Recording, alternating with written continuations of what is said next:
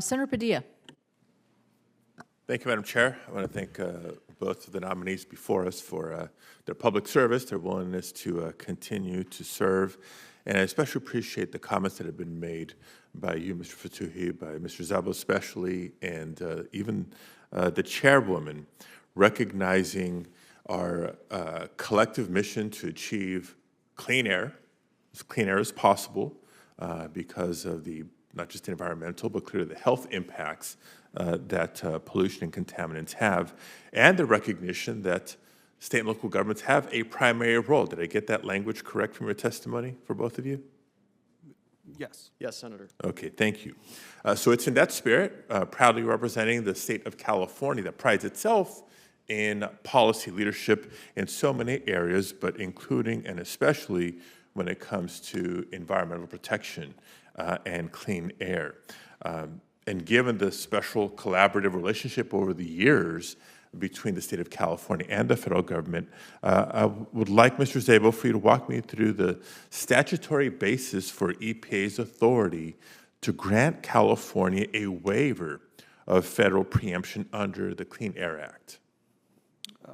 Thank you, Senator Padilla, for that, and it was a pleasure talking to you earlier about various issues related to California.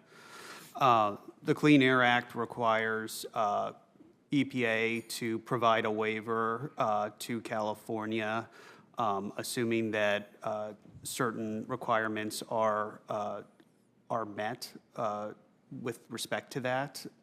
To my knowledge, we currently do not have any waivers in front of EPA at this. Yeah, that's not my question. I'm well aware of what was submitted in the prior administration, waivers that were granted, requests that have been withdrawn, and just for the record, it's from Section 209 of the Clean Air Act, which allows California to exercise this waiver opportunity and adopt its own emission standards if those waiver requests are granted. But in reading the statute, can you share with us, Mr. Zabo, under what specific statutory conditions can EPA deny a waiver request?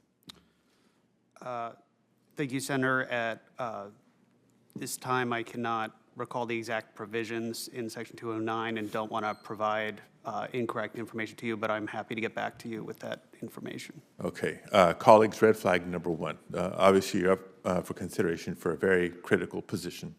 We're talking about air quality, not just the environmental impacts, the health impacts that you both personally shared with the committee, your experience. We're talking about the state of California, not just the most populous state in the nation, but home to the largest number of people by far who live in non-attainment levels.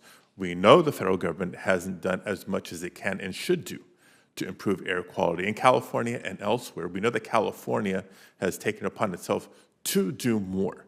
And given the jurisdictional balance and relationship between state and federal government, California has been successful through the waiver process to achieve more gains.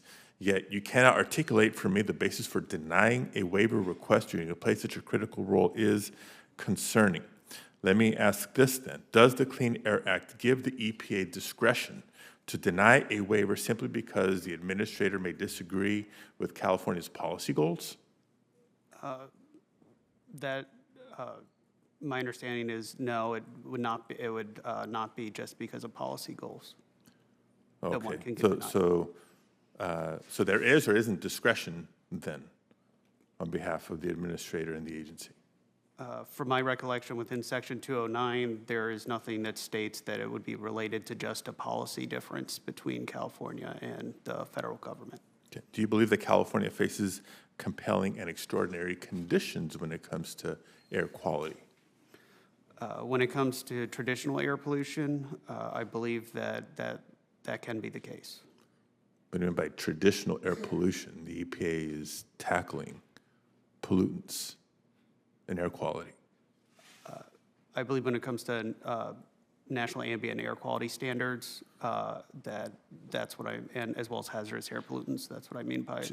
To your knowledge, has an administrator ever denied a waiver on the grounds that California does not face compelling and extraordinary conditions? I believe that was part of the justification in the 2020 Safe Vehicle Rule Part 1. Okay, well, for the record, let me share with our colleagues that the answer is actually no. The EPA has tried to deny on other grounds, but never for the argument that California does not face compelling and extraordinary conditions. Mr. Zabel, and my time is running out, so I'll end with this. Can you point to where in the Clean Air Act it gives EPA the authority to revoke a waiver once it's granted? I believe that would be within Section 209 of the Clean Air Act. Actually, no, and we know that there's going to be efforts to do just that. So I'll end, I know my time is up, with the recognition, very important distinction between a waiver request, a waiver denial, a waiver being granted versus rulemaking. So when there are attempts by Congress to utilize the CRA to undo a waiver that was granted, precedent has established that that is not appropriate because a waiver is a waiver, not a rule. Thank you, Madam Chair. Thank you. Senator Husted.